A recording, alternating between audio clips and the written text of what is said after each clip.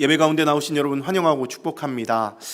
오늘 우리 김규범 집사님께서 기도하시면서 영적인 회복이 필요한 때이다 이런 기도를 해주셨는데 그 말에 전적으로 동의하는 바입니다.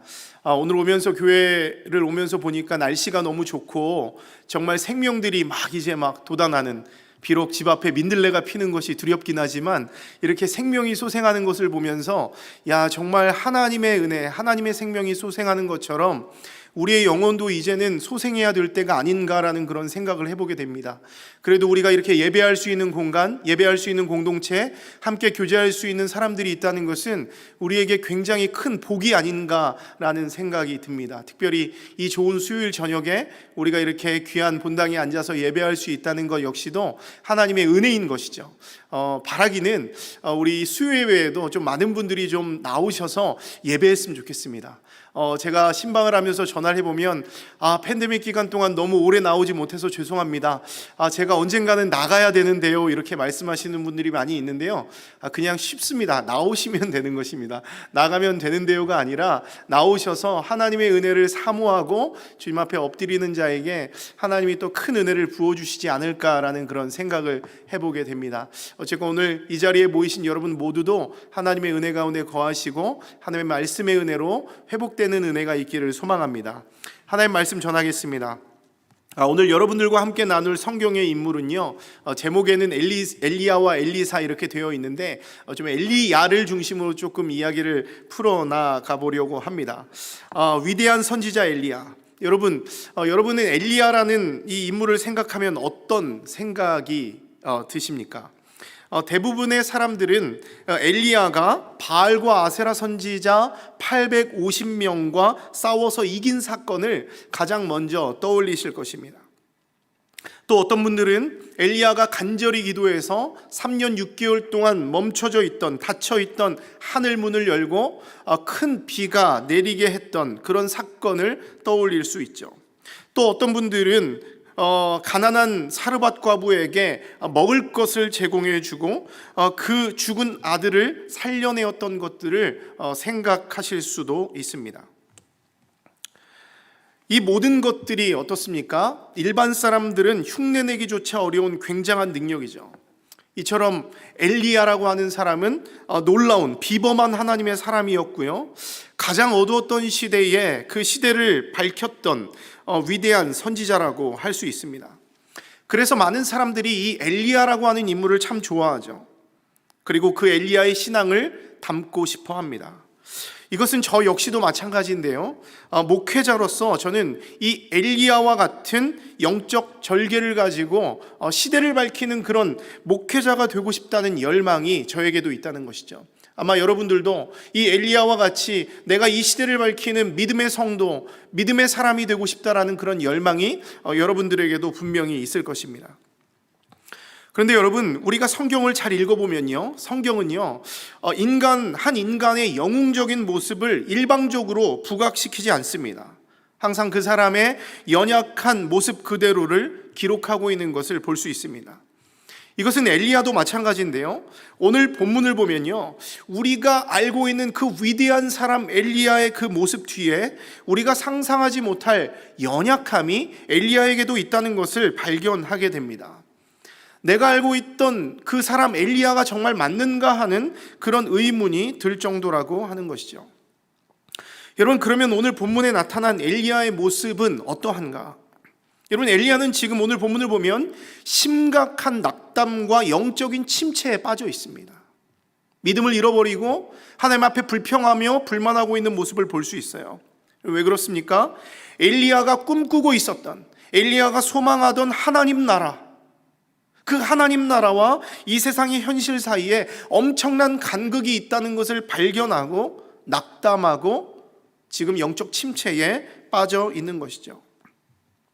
여러분, 이것을 알기 위해서는 그 배경을 우리가 좀 살펴볼 필요가 있는데요, 여러분, 우리가 잘 알듯이 엘리야는 어떤 사람입니까? 바알 신앙에 빠져있던 이스라엘을 구하기 위해서 평생을 헌신했던 하나님의 사람, 하나님의 예언자입니다. 특별히 엘리야 활동 당시에 북이스라엘은요, 아합 왕이 통치하고 있었습니다.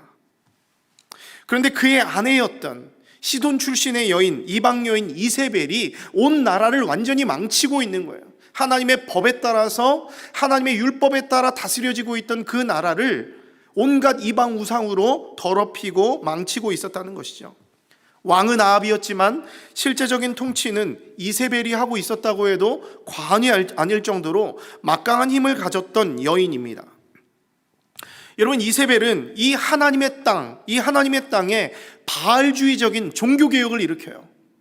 하나님 신앙의 종교개혁이 아니라 바알 신앙의 종교개혁을 일으켰다는 것입니다.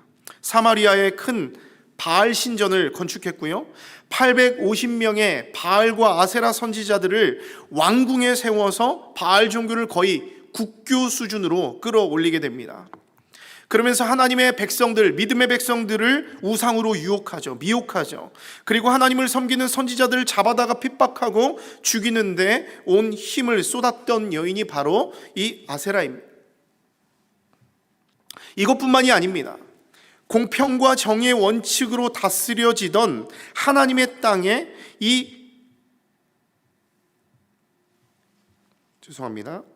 하나님의 땅에 풍요와 번역의 원칙을 도입하는 것이죠. 그러니까 하나님의 땅은 하나님의 그 공평과 정의로 다스려지고 있었는데, 그 땅에 하나님의 풍요와 번역의 원칙을 도입해서 양극화 현상을 만들어냈다는 거예요. 부동산 문제를 일으켜냈다는 것입니다. 왕과 귀족의 농민 지배를 정당화시키고 이스라엘 안에 극빈자들이 급격하게 늘어나게 되는 그 문제를 양산해내었다는 것이죠. 그래서 어떤 신학자는 이 아합의 시대에 갑자기 가난한 자들이 급격하게 출현했다라고 이렇게 진단하는 것을 보았습니다. 바알을 통해서 풍요와 번영을 준다고 하더니 그 반대로 온 나라를 영적인 기근으로 말라 죽게 하고 있었다는 것입니다. 여러분, 그런데 이런 절망적인 시대 상황, 아무런 소망도 없는 이 시대 상황 속에서 누가 등장합니까? 엘리야가 혜성처럼 등장합니다. 엘리야는 지금 바알이 다스리는 이 세상에서 하나님의 말씀을 담대히 선포하고 있어요. 어느 누구도 하나님의 이름을 부르지 못하는 이 세상 속에서 담대하게 나타나서 하나님의 말씀을 전하고 있는 것입니다.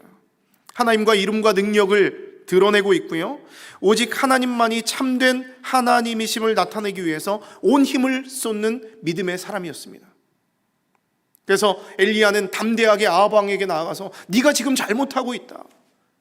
네가 지금 하나님의 말씀을 듣지 않고 하나님이 원하시는 잘못된 길로 네가 나아가고 있고 백성들을 악으로 끌고 가고 있다. 이렇게 하나님의 말씀을 전하면서 예언 활동을 했다고 하는 것이죠. 그 시대의 기득권자들에게 그들의 죄악을 폭로하면서 하나님의 심판을 예고하는 그런 멋진 모습을 우리 엘리야가 보여주었다고 하는 것이죠. 그러한 엘리야의 사역 중에서 가장 유명한 것이 무엇입니까? 앞서 말씀드린 대로 바알과 아세라 선지자 850명과의 대결이라고 할 수 있습니다. 엘리야는 바알과 아세라 선지자 850명을 갈멜산에 모아둡니다. 그리고 바알이 참 하나님인지, 우리 하나님 여호와가 참 하나님인지 대결을 펼치자고 제안을 하죠. 즉, 자신들이 만들어 놓은 제단 위에 불로써 응답하는 그 신이 바로 참 하나님이다라는 그런 대결을 하는 것입니다. 그런데 이 대결에서 어떤 일이 벌어집니까? 바알의 선지자들이 제단을 쌓고 아무리 기도하고 온몸에 자해를 하면서 부르짖어도 바알의 제단에는 어떤 일도 일어나지 않았다는 거예요. 왜 그렇습니까? 바알은 가짜이기 때문입니다. 바알은 하나님이 아니기 때문입니다. 바알은 우리를 구원하는 하나님이 아니기 때문에, 비와 폭풍의 신도 아니기 때문에 그들에게 해줄 수 있는 것이 아무것도 없었다는 것이죠. 여러분, 그런데 여호와의 제단에는 어떤 일이 일어나고 있습니까? 엘리야가 일부러 제단 위에 엄청난 양의 물을 부었습니다. 그렇게 많은 물을 부었는데도 불구하고 엘리야가 기도를 시작하니까 어떤 일이 일어납니까? 그 위에 여호와의 불이 내려서 번제물과 주변을 다 태워버렸다는 거예요. 심지어 그 뿌려놨던 물까지도 다 그 여호와의 불이 핥아서 없애버렸다고 하는 것이죠. 하나님의 하나님 되심이 온 세상에 드러난 순간입니다. 오직 여호와 하나님만이 온 세상을 통치하는 위대한 왕이라는 것을 하나님이 아합과 그 모든 바알과 아세라 선지자 앞에서 그것을 보인 순간이라고 하는 것이죠. 이 승리를 통해서 엘리야는 누가 참 하나님인지 명확하게 온 세상 가운데 드러내 보여주었습니다. 여러분, 그런데 이 대결을 통해서 얻게 된 가장 큰 성과는 무엇입니까? 여러분, 바알과 하나님 사이에서 머뭇머뭇거리고 있던 이스라엘 백성들이 있었습니다. 이들은 하나님도 섬기고 싶고 바알도 섬기고 싶은 사람들이에요. 그의 조상들이 섬겨왔던 그 하나님도 섬기고 싶고 최신의 유행이었던 그 땅의 바알도 섬기고 싶었던 사람들입니다. 물론 그들은 바알과 아세라 이 사람들 때문에, 어떤 두려움 때문에 그렇게 머뭇머뭇거렸는지도 모르겠습니다. 어쨌건 하나님과 바알 사이에서 수많은 하나님의 백성들이 정체성을 잃어버리고 내가 누구를 섬겨야 할까 머뭇머뭇거리고 있었던 백성들이 있었는데, 이 놀라운 사건으로 인해서 이 머뭇거리던 이스라엘 백성들이 마음을 하나님께로 돌이키는 그런 중요한 계기가 되었다고 하는 것이죠. 바알의 영향력 안에서 방황하던 그 백성들이 그 순간부터 하나님을 섬기기로 결단합니다.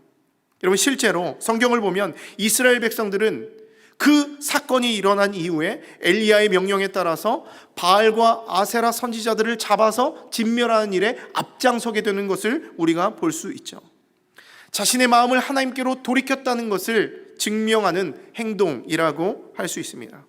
여러분, 그런데 여기서 끝나는 것이 아닙니다. 엘리야는요, 이 기세를 몰아서 3년 6개월 동안 닫혀있던 하나님의 심판으로 말미암아 온 땅에 임한 그 기근, 그 하늘문을 열기 위해서 기도하기 시작했다는 거예요. 하나님이 비를 주실 때까지 그의 얼굴을 무릎 사이에 놓고 간절하게 기도합니다. 결국 이 엘리야의 간절한 기도로 닫혀진 하늘문이 열리게 되죠. 기근으로 메마른 땅에 하나님이 부으시는 은혜의 단비가 엘리야의 기도를 통해서 그 땅 가운데 쏟아지게 된 것입니다. 결국 이 사건 역시도 하나님의 하나님 되심을 나타내는 일이었고요, 수많은 사람들을 하나님께로 돌이켰던 그런 대단한 일이었습니다. 여러분, 이처럼 엘리야는 이 치열한 영적 싸움을 통해서 하나님이 주시는 그런 놀라운 승리를 맛보게 되죠. 많은 사람들을 하나님께로 돌아오게 하고 하나님의 위대함을 온 세상에, 그리고 아합에게 드러내는 그런 사명을 잘 감당하였습니다. 여러분, 그러니 이제 어떤 일이 일어나기만 하면 됩니까?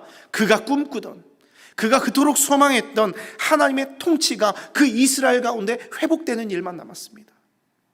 바알의 통치에서 벗어나서 이제 하나님의 공의와 정의로 그 땅의 통치가 일어나고 모든 백성이 하나님을 온전히 섬기는 그 기대했던, 그 꿈꾸었던 그 시대가 올 것이라는 기대감을 엘리야가 갖게 되었다는 것이죠.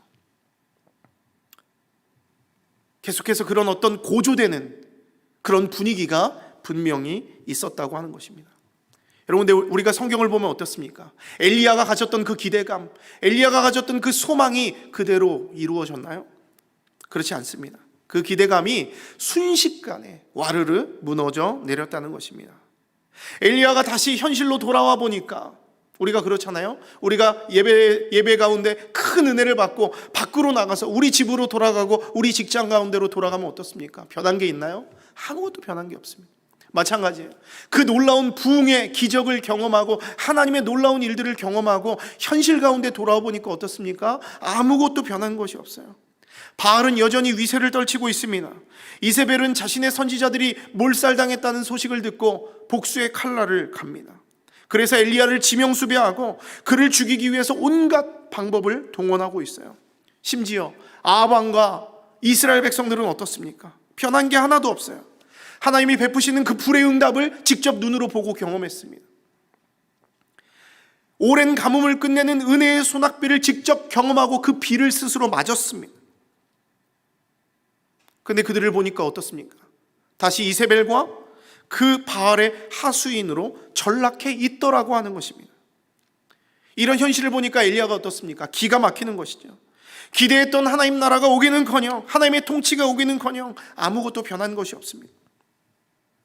여전히 바알이 세상을 통치하고 있고 자신은 자신을 죽이려고 하는 그 위협에 엘리야는 벌벌 떨어야 했다는 것이죠. 갑자기 엄청난 실망감이 찾아오는 것입니다. 조금 전에 있었던 놀라운 기적들도 한순간의 꿈처럼 느껴지고 모든 것이 헛되고 헛된 것 같은 그런 허무한 마음이 이 위대한 선지자 엘리야에게도 찾아오더라는 것이죠. 이런 실망감과 허무함이 이 엘리야의 마음을 지배하기 시작하니까 어떻게 됩니까? 엘리야는 급격한 두려움에 빠지게 됩니다. 믿음을 잃어버리고 어떤 영적인 침체를 느끼게 되더라는 것이죠. 세상은 변해 있지 않고 자신은 지금 지명수배자가 되어 있습니다. 엘리야는 지금 자신을 죽이려는 그 이세벨에게 큰 두려움을 느끼게 되죠. 그래서 자신의 생명을 지키기 위해서 유다의 최남단에 있었던 브엘세바까지 도망칩니다. 그토록 담대하게 하나님을 선포하고 말씀을 선포했던 그 엘리야가 갑자기 그 이세벨이 엄청난 거인처럼 보여서 두려움을 느끼고 도망쳐서 유다의 최남단 브엘세바 땅끝까지 도망쳤다라고 하는 것이죠. 여러분, 그런데요, 그 두려움이 얼마나 컸던지, 여러분, 두려움이 한번 사람을 지배하고 뒤흔들기 시작하면 어떻게 됩니까? 끝이 없습니다. 끝이 없습니다. 여러분들도 경험하셨죠? 우리가 삶 속에서 어떤 두려움을 얻게 되면요, 조금 있으면 지나가겠지 하는 것이 아닙니다. 우리가 믿음으로 선포하고 그것을 쫓아내지 않으면 그 두려움은 벗어나지 않습니다. 끊임없이 하나님의 행하시는 기적을 보지 못하게 만들고 우리를 끊임없이 두려움의 끝까지 몰고 가서 우리를 완전히 넘어뜨린다고 하는 것이죠. 엘리야도 마찬가지입니다. 그 위대한 선지자였지만 두려움을 갖게 되니까 땅 끝까지 가서 도망치는 그런 안타까운 모습을 보여준다는 것이죠. 그런데 거기서도 안정감을 누리지 못하고 어떻게 해요? 하룻길을 더 도망쳐서 광야 어딘가로 숨어 들어갔다고 하는 것입니다. 엘리야는 지금 지칠 대로 지쳐 있어요. 그래서 그 사막 가운데 있는 한 로뎀나무 아래에 앉아서 하나님 앞에 충격적인 말을 하게 됩니다. 뭐라고 이야기합니까? 주님, 내가 차라리 죽는 것이 나으니까 내 생명을 그냥 거두어 달라고 이런 기도를 올려드리고 있는 것이죠. 여러분, 사실 좋게 말해서 내 생명을 거두어 달라고 말하는 것이지, 좀 더 적나라하게 말하면 내 목숨을 그냥 스스로 끊어버리고 싶다, 그냥 확 죽어버리고 싶다, 이런 말입니다. 믿는 자의 낙심이 얼마나 무서운지 보여주는 장면이라고 할 수 있습니다. 그토록 당당했던 엘리야조차도 영적인 침체가 찾아오니까 영적인 분별력이 사라지고 스스로 목숨을 끊고 싶다는 어리석은 생각, 어리석은 말을 막 내뱉는 거예요. 여러분, 그런데 놀라운 것은 무엇이냐면 우리 하나님 참 따뜻한 분이십니다. 이런 낙심한 엘리야, 하나님의 선지자를 나무라지 않습니다. 꾸짖지 않습니다. 엘리야를 불쌍히 여기시죠. 천사를 보내서 낙심해 있는 엘리야를 어루만져줘요. 그리고 그의 기력이 회복할 수 있도록 물과 음식을 주어서 먹게 합니다. 참으로 따뜻하고 섬세한 하나님의 마음을 느낄 수 있는 장면입니다. 여러분, 근데 하나님이 지금 이 엘리야를 먹이시는 다른 의도가 있습니다. 하나님이 왜 엘리야에게 물을 주고 먹을 것을 주고 계시는가? 하나님은 그를 하나님의 산 호렙으로 이끌어서 그를 회복시키고 다시 사명의 길을 달려갈 수 있도록 힘을 주기 위해서였다는 것입니다. 그 옛날 모세가 그 하나님의 산 호렙에서 하나님의 말씀을 받고 하나님의 용기를 얻고 힘을 얻었던 것처럼 엘리야를 그 하나님의 산 호렙으로 이끌어서 다시 사명을 주시고 그를 일으키기 원하는 마음으로 그에게 물과 음식을 주어서 그 길을 걸어갈 수 있도록 은혜를 베풀어 주셨다는 거예요. 여러분, 그런데 40일에 걸쳐 도착한 이 호렙산에서도 엘리야는 어떻습니까? 그 엘리야의 영적 침체는 좀처럼 극복되지 않아요. 여러분, 이 영적 침체가 이렇게 무서운 것입니다. 아무리 믿음을 가지고 신앙을 가지고 하나님을 사랑했던 사람도요, 한번 영적 침체에 빠지면 돌아올 수가 없는 거예요. 여러분, 우리가 자전거를 탈 때요, 계속 굴리면 이거 잘 굴러가네, 안 굴려도 되겠구나 이러고 어떤 사람은 안 굴려요. 그럼 어떻게 됩니까? 결국엔 넘어지게 되어 있어요. 영적 침체에 빠질 수밖에 없다고요. 다시 그 자전거를 가게 하기 위해서는 더 많은 동력과 힘이 필요합니다. 그 정도로 영적 침체에 빠지면 다시 헤어나오기가 힘들다는 거예요. 그래서 오늘 기도한 대로 우리가 영적인 회복을 이루어야 하는 것은 무엇이냐면, 지난 2년 이상 멈춰져 있던 우리의 신앙의 힘이 계속 굴리지 않았더니 다 멈춰 있더라는 거예요. 여러분, 그렇지 않습니까? 저만 그런가요? 목사인 저만 그런가요? 여러분, 우리가 굴리지 않은 계속 바퀴를 굴리지 않으니까 우리의 신앙은 정체되어 있고 앞으로 나아가지 못하고 있는 거예요. 그래서 영적 침체가 이렇게 무서운 것이라고 할 수 있습니다. 엘리야의 영적 침체도 좀처럼 극복되지 않습니다. 여러분, 호렙산에 도착한 엘리야는 어떻습니까? 하나님 앞에 서서 하나님의 사명을 받는 대신 본문을 보면 어떻게 합니까? 대신에 어느 동굴 속으로 들어갑니다. 동굴 속으로. 거기서도 두려웠나 봐요. 어느 동굴 속으로 들어갑니다. 그리고는 다시 폐쇄적인 칩거를 이어나갑니다. 마치 예수님의 죽음 이후에 예수님이 부활하셨다는 그 소식이 들림에도 불구하고 절망한 제자들이 모인 곳에 문을 닫고 칩거하는 모습과 거의 비슷하지 않습니까? 아무래도 엘리야의 영적 회복은 쉽지 않아 보입니다. 여러분, 그러자 이번에는 여호와의 말씀이 직접 엘리야를 찾아옵니다. 그리고는 이렇게 물어봅니다. 뭐라고 이야기합니까? 엘리야야, 내가 어찌하여 거기 있느냐? 하나님은 지금 두려워서 굴 속에 숨어 있는, 칩거하고 있는 엘리야에게 찾아오셔서 그에게 말씀으로 임하여 이르시되 엘리야야, 네가 어찌하여 여기 있느냐? 이렇게 물어보고 있습니다. 오늘 본문을 보면 무려 2번이나 이것을 물어보세요. 엘리야야, 네가 지금 거기 왜 있느냐? 무슨 말입니까? 엘리야, 너 왜 지금 여기 숨어 있니? 무슨 이유로 낙담하고 그렇게 실망해 있니? 왜 내가 준 사명을 잃어버리고 있니? 어찌 네가 동굴의 우상에 갇혀서 나의 놀라운 계획과 능력을 보지 못하고 왜 너만의 상상 속에 빠져서 그렇게 비관하고 있니? 그런 말입니다. 다시 너의 사명을 가지고 동굴에서 나와서 너의 시야를 열어서 나를 바라봐라. 나의 놀라운 능력과 나의 계획을 바라봐라. 이렇게 위로하면서 말씀해주고 있는 것이죠. 그러자 엘리야 역시도 지지 않고 동일하게 2번 대답합니다. 오늘 함께 10절 말씀을 한번 읽어볼까요? 함께 읽겠습니다. 시작. 그가 대답하되 내가 만군의 하나님 여호와께 열심히 유별하오니 이는 이스라엘 자손이 주의 언약을 버리고 주의 제단을 헐며 칼로 주의 선지자들을 죽였음이오며 오직 나만 남았거늘 그들이 내 생명을 찾아 빼앗으려 하나이다. 여러분, 여기를 보면 엘리야가 뭐라고 말합니까? 내가 만군의 하나님 여호와께 열심히 유별하다 말합니다. 무슨 말이에요? 나 엘리야가 하나님을 향한 사랑, 하나님 나라를 향한 열정이 대단한 사람이라는 말이에요. 하나님을 그토록 사랑한다는 말이에요. 그래서 하나님의 말씀을 온 세상에 전파했고 하나님이 주신 사명대로 살았다는 말입니다. 그런데 그토록 열심히 주의 일에 헌신했는데 결과가 어떻다는 거예요? 말씀을 보면 이스라엘 자손이 주의 언약을 버렸답니다.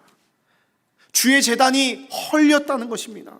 아세라는 칼로 주의 선지자들을 다 죽였다는 거예요. 그래서 지금은 오직 나만 남았습니다. 이렇게 이야기해요. 나만 남았습니다. 여러분, 여기서 오직 나만 남았다는 말이 핵심 포인트예요. 엘리야가 지금 어떤 마음을 가지고 있는지 우리에게 보여주고 있는 그런 말입니다. 모두 하나님을 배신했습니다. 그나마 있던 하나님의 선지자들까지도 다 죽임을 당했습니다. 이제 나만 남았는데 하나님은 어떻게 할 거예요? 이런 말이에요. 심지어 나 역시도 조만간 죽을 수 있는데 나까지 죽으면 하나님은 어떻게 할 거예요? 대안은 있습니까? 이런 얘기를 하고 있습니다. 엘리야는 지금 불만이 참 많습니다. 하나님께. 자기를 선지자로 세워서 이렇게 힘든 일을 감당하게 했으면 속히 하나님 나라가 임하여 가시적인 변화가 일어나야 하는데 여전히 변한 것은 없고 자기는 생명의 위협을 받고 쫓기고 있으니 이게 뭐냐는 불만입니다.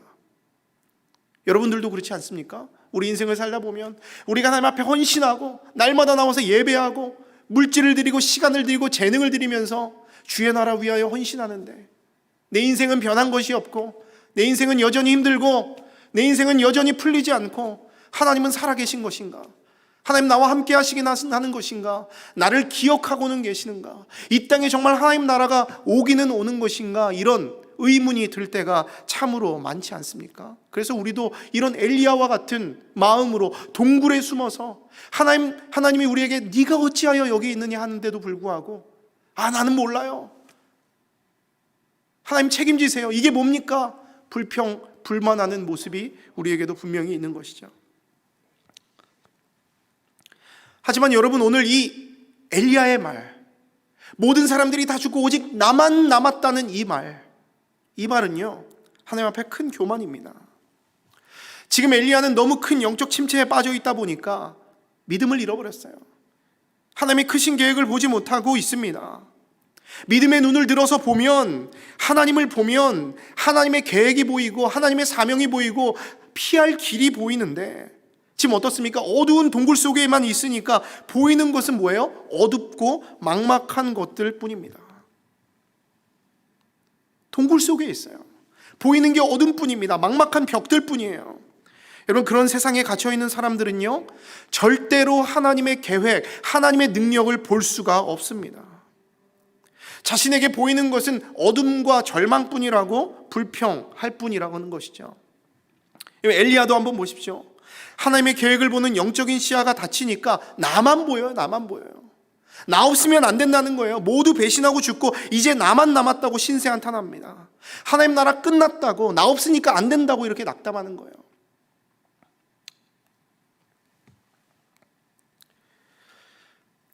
여러분, 제가 좋아하는 드라마 중에 응답하라 1988이라는 그 드라마가 있는데요, 여기를 보면 라미란이라고 하는 아줌마가 하나 나오는데 아들 둘이 있습니다. 남편까지 있죠.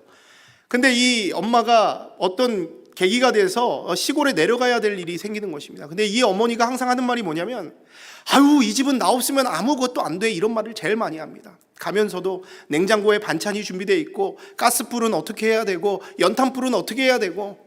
그랬더니 남편이 뭐라고 말하는 줄 아십니까? 그냥 좀 가라. 우리도 알아서 잘한다. 우리도 알아서 잘한다. 물론 드라마를 보면 엄마가 간 사이에 온 집이 난장판이 됩니다. 엄마가 오기 1시간 전까지도 막 난장판이에요. 근데 여러분, 결과는 어떻습니까? 마지막까지 그들은 잘 지냈고요, 집은 깨끗하게 치워져 있습니다. 라미란이 나중에 집에 돌아와서 보니까 너무 잘 살고 있는 거예요. 갑자기 속상한 마음이 드는 것이죠. 여러분, 여기서 중요한 게 무엇입니까? 엄마가 없어도 애들들은 잘 산다는 거예요. 물론 이제 어머니가 돌아가시면 안 되겠지만, 여러분, 누군가 나 없으면 안 된다는 생각은 나만의 착각이고 나만의 생각이라는 거예요. 내가 없으면 이 하나님 나라는 어떻게 됩니까? 라는 이런 생각은 나만의 착각이고 나만의 교만이라고 하는 것이죠. 여러분, 정말 하나님의 나라는 이 엘리야의 말대로 끝났습니까? 하나님의 계획은 실패하고 온 세상이 바알의 통치 아래 놓이게 되었나요? 엘리야를 대체할 또 다른 사람은 없었나요? 여러분, 아니죠. 하나님이 행하신 일은 아직 진행 중입니다. 여전히 하나님의 놀라운 계획이 있습니다. 하나님이 미리 예비한 사람을 통해서 하나님은 반드시 당신의 나라를 반드시 이루어 나가고 있다는 거예요. 근데 조금 아쉬운 게 뭐예요? 엘리야가 해야 하는 사명이 이제 마지막을 향해 가고 있을 뿐이라는 것이죠. 여러분, 우리가 보았듯이 엘리야의 사명은 어두운 시대를 밝히고 국가 권세자들에게 말씀으로 경고하는 것입니다. 그 사명을 완수하기 위해서 하나님은 엘리야에게 능력을 주셨어요. 그의 기도를 통해서 하나님의 하나님 되심을 드러내 보여주셨습니다.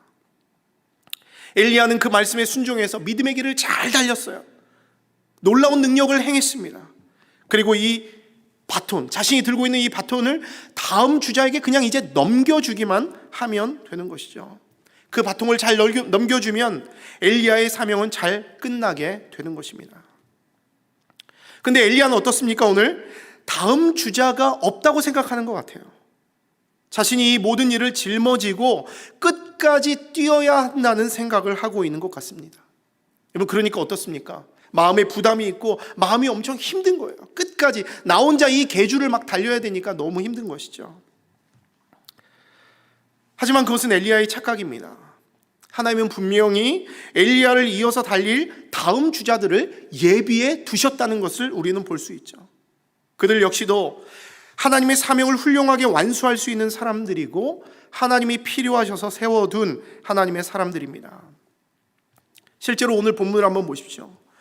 하나님은 바알을 척결하는 일이 이 엘리야 당대에 끝날 일이 아니라 오랜 세대를 두고 완성해야 할 일임을 깨닫게 해주는 것이죠.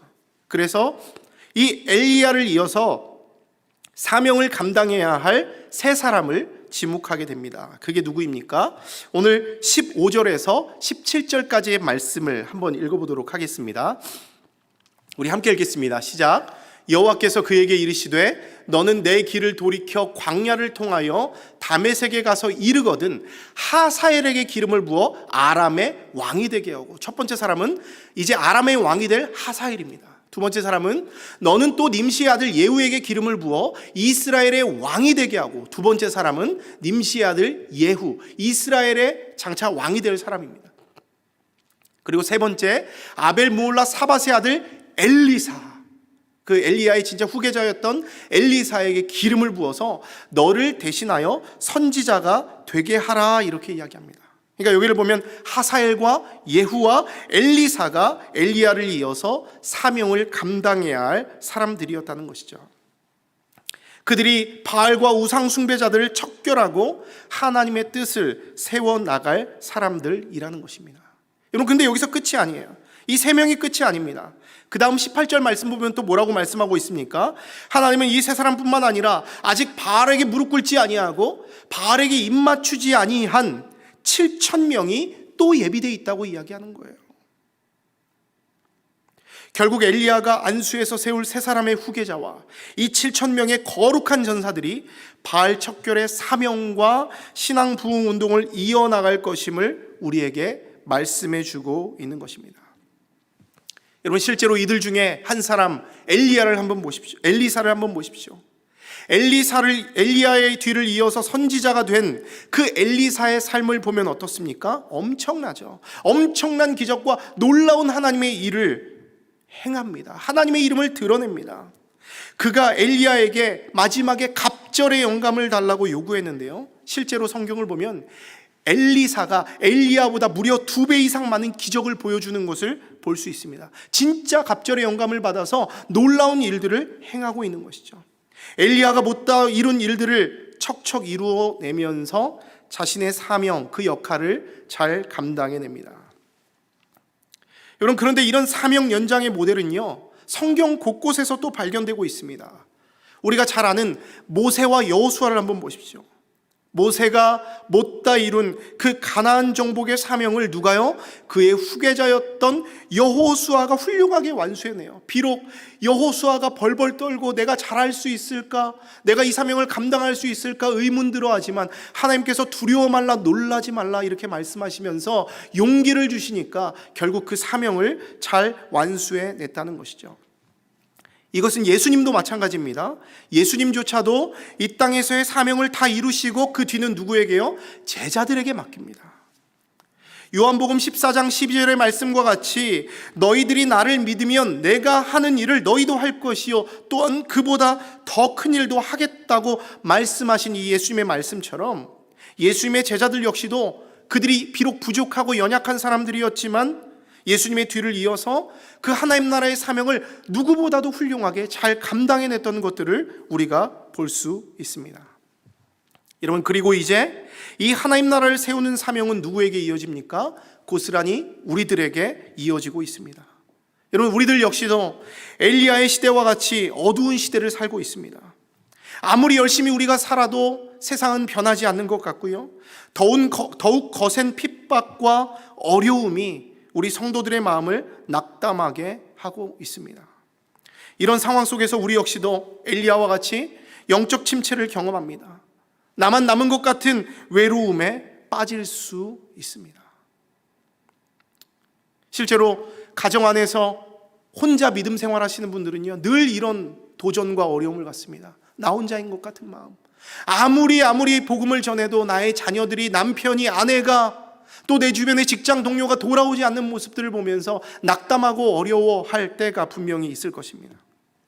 여러분, 기억하십시오.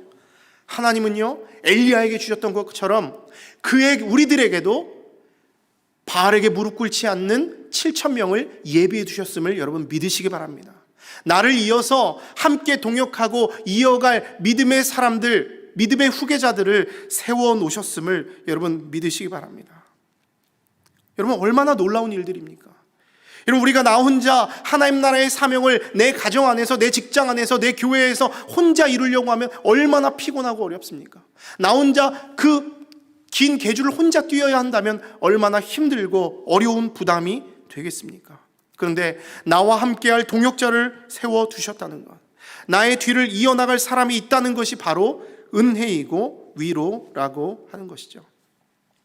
특별히 하나님은 우리에게 교회를 이루고 세우는 사명을 주셨습니다. 교회는 무엇입니까? 바알에게 무릎 꿇지 않고 바알에게 입 맞추지 않은 7,000명이 모여 있는 곳입니다.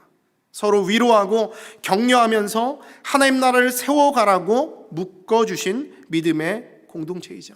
때문에 우리는 무슨 일이 있어도 교회 안에서 서로 협력하고 사랑해야 합니다. 근데 어떤 사람들은 교회에서 혼자 영웅이 되고 싶어 하는 사람이 있어요. 혼자 주인공이 되고 싶어 합니다. 나 아니면 이 교회가 안 된다라고 생각하는 사람들이 있습니다. 나 아니면 누가 하랴 이런 생각을 가진 사람들이 있습니다. 하지만 그것은 잘못된 생각이죠. 계속 강조하지만 이 교회는요, 함께 세워주신 동역자를 통해서 하나님이 이루어 가십니다. 이것은 담임 목사님 혼자서 할 수 있는 일도 아니고 부목사나 어떤 탁월한 장로님이나 탁월한 집사님이나 탁월한 권사님이나 탁월한 청년이 할 수 있는 일이 아닙니다. 그 한 사람의 능력이 아니라 모두가 하나 되어서 함께 기도하고 이 세대를 위해서 함께 일으켜야 하는 것이죠. 나 혼자인 것 같지만 하나님은 지금도 우리에게 이런 동역자들을 주시고 함께 나아가게 하십니다. 기도하기는 우리가 기도하면서 내가 있는 교회, 내가 있는 가정, 내가 있는 직장에서 외로워하지 마시고, 하나님은 일하지 않는다 불평하지 마시고, 동굴 밖으로 나와서 하나님이 보이시는 놀라운 세계를 바라볼 수 있는 여러분 되기를 바랍니다. 그리고 주님이 보여주시는 대로 믿음으로 그분 앞에 우리의 사명, 우리의 재능과 달란트를 드리면 주께서 우리를 통해서 놀라운 일들을 행하실 것입니다. 그런 은혜가 여러분 모두에게 있기를 주님의 이름으로 축원합니다. 함께 기도하겠습니다. 주님 은혜를 감사합니다. 오늘도 이 저녁에 주의 전으로 불러주시고 하나님의 말씀 앞에 겸손히 서게 하신 것 감사합니다. 하나님, 이 세상을 살아가면서 우리는 늘 나 혼자인 것 같고 하나님의 음성은 들리지 않는 것 같고 하나님은 가만히 계신 것 같아서 낙담하고 슬퍼하고 동굴 속으로 숨으며 모든 것을 포기하고 있는 우리의 모습을 발견하게 됩니다. 하지만 하나님, 오늘 우리가 말씀을 통해서 깨닫게 되는 것은 하나님은 늘 우리와 함께 하시고 놀라운 계획을 갖고 계시고 하나님 나라를 나와 다른 사람들을 통해서 아름답게 꾸준히 세워나가시는 신실한 하나님이심을 우리가 발견하게 됩니다. 하나님, 우리가 믿음의 눈을 들어 그 주님을 바라볼 수 있도록 도와주시고 하나님, 우리의 동굴의 우상에서 빠져나와서 하나님이 보여주신 놀라운 계획과 놀라운 비전을 바라보므로 주께서 달려가라고 하시는 그곳에 우리가 서서 열심히 달리고, 열심히 달린 이후에는 내 뒤에 후계자에게, 다음 사람에게 그 신앙의 유산을 아름답게 물려줌으로 말미암아서 함께 하나님 나라를 세워가는 믿음의 백성들 낼 수 있도록 주님 은혜 베풀어 주시옵소서. 특별히 주께서 우리 보나님 교회를 이곳 가운데 세워주셨사오니 혼자 일하지 않게 하시고 혼자 드러나지 아니하게 하시고 함께 사랑하고 협력하며 주님의 교회를 아름답게 세워나가는 우리들 낼 수 있도록 축복하여 주시옵소서. 그렇게 행하실 주님을 기대합니다. 감사드리며 예수님 이름으로 기도합니다. 아멘. 지금은 우리 주 예수 그리스도의 은혜와 하나님의 사랑하심과 성령 하나님의 교통교제 충만케 하신 역사가 어두운 시대 속에서도 하나님이 행하시는 놀라운 일들을 기대하고 주님 주신 사명으로 주의 나라 이루어가기를 소망하는 사랑하는 주의 백성들 머리머리 위에, 그들의 가정과 일터와 그들이 살아가는 모든 삶 위에 지금으로부터 영원토록 함께 하시기를 간절히 축원하옵나이다. 아멘.